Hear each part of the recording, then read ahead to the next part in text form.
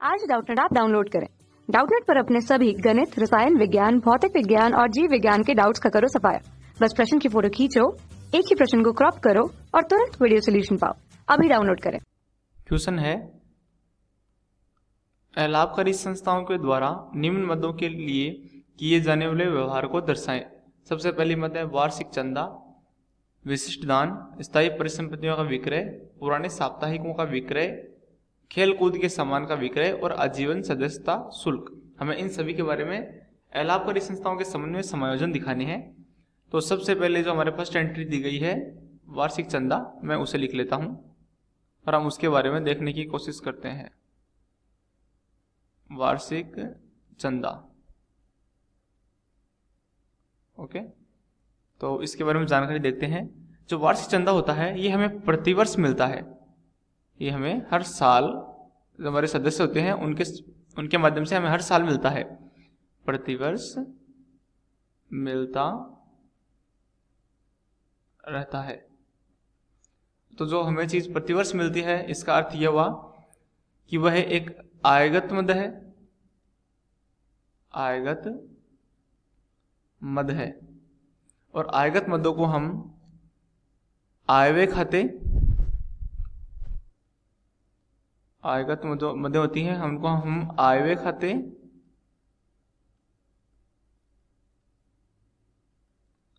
और पूंजी,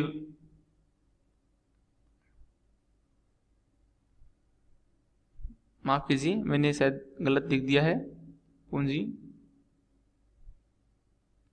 आयव्यय खाते और जो हमारा प्राप्ति भुगतान खाता होता है, प्राप्ति भुगतान खाते, दोनों में दिखाया जाता है प्राप्ति भुगतान खाता। इन दोनों में इसका समायोजन किया जाता है।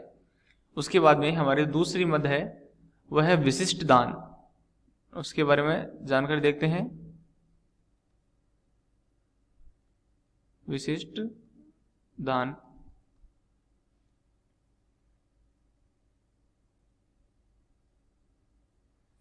विशिष्ट दान जो हमारा होता है वह हमारी एक प्रकार की पूंजीगत मद होती है, क्योंकि यह हमें हमेशा नहीं मिलता, यह कभी कभी मिलता है और जो विशेष उद्देश्यों की पूर्ति के लिए मिलता है।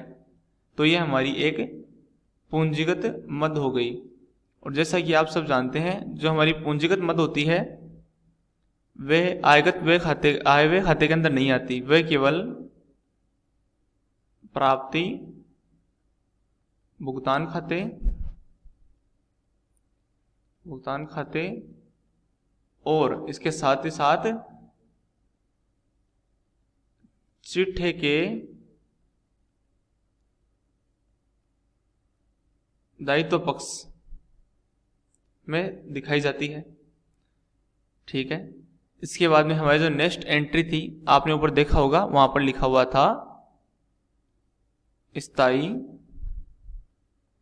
परिसंपत्तियों का विक्रय। ओके, अब हम इसे देखने का प्रयास करते हैं।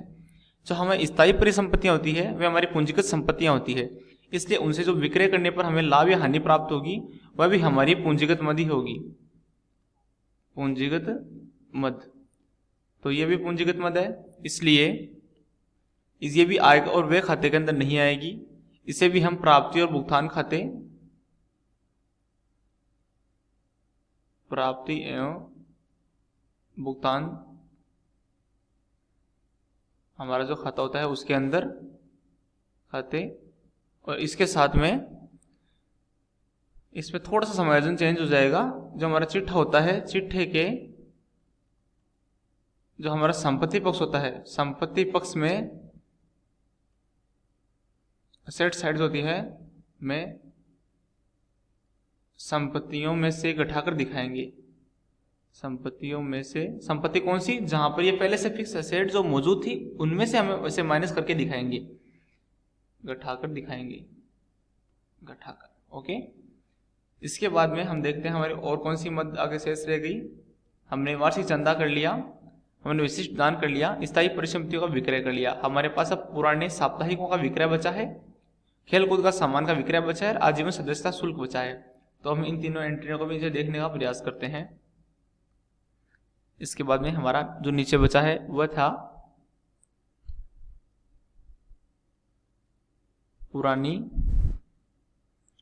पुराने साप्ताहिक जो हमारे होते हैं।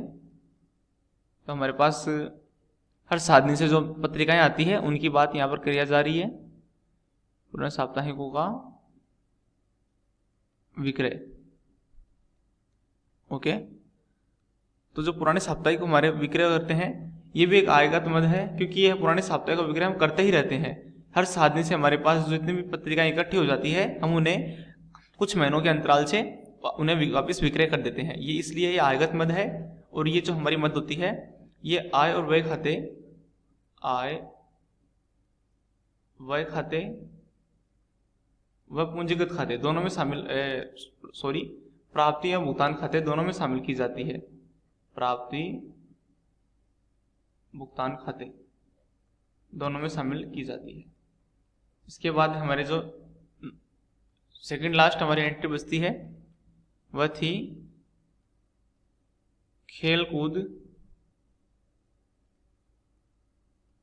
सामान का विक्रय। जो पुराना सामान हो जाता है उसे हमें बेचना पड़ता है, सामान का विक्रय। इसके अंदर भी हम आगे देखते हैं ये एक पूंजीगत प्राप्ति है, क्योंकि ये सामान या संपत्ति का विक्रय किया जा रहा है तो ये भी पूंजीगत प्राप्ति है। तो ऊपर लिखी जितने भी हमने मध्य देखी उन्हीं के अनुसार ये भी है वह प्राप्ति एवं भुगतान खाते, प्राप्ति भुगतान खाते।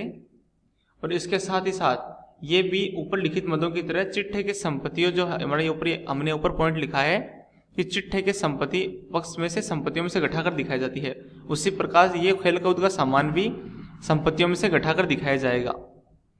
ठीक है, इसके बाद हमारा जो लास्ट एंट्री बची है हम उसको तरफ देखते हैं कि उसमें क्या करना है हमें।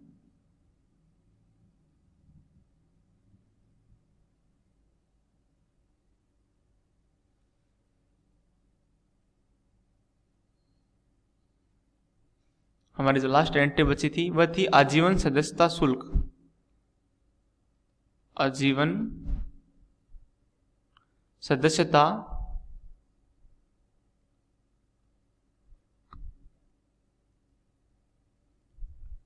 ओके, इस मद को देखने का प्रयास करते हैं हम। जो आजीवन सदस्यता शुल्क होता है वह केवल हमारे सदस्यों से एक बार लिया जाता है, इसलिए जो मद होती है वह एक पूंजीगत मद होती है, पूंजीगत मद होती है। इसी कारण से ये आय और व्यय खाते के अंदर शामिल नहीं की जाती। इसलिए ये केवल जो हमारा चिट्ठा होता है, बैलेंस शीट होती है, चिट्ठे के दायित्व पक्ष में आती है, क्योंकि जो हमने हमारे सदस्यों से रुपए लिया है वह हमारी संपत्ति नहीं है, वह हमें उसके बदले में हमें हमारे सदस्यों को कुछ ना कुछ भुगतान करना पड़ता है।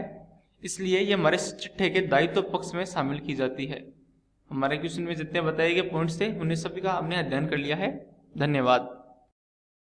कक्षा 6वीं से 12वीं से लेकर नीट, IIT, JEE वो एडवांस के लेवल तक 1 करोड़ से ज्यादा छात्रों का भरोसा। आज ही डाउनलोड करें डाउटनेट ऐप या व्हाट्सएप करें अपने सारे डाउट्स 8400 400 400 पर।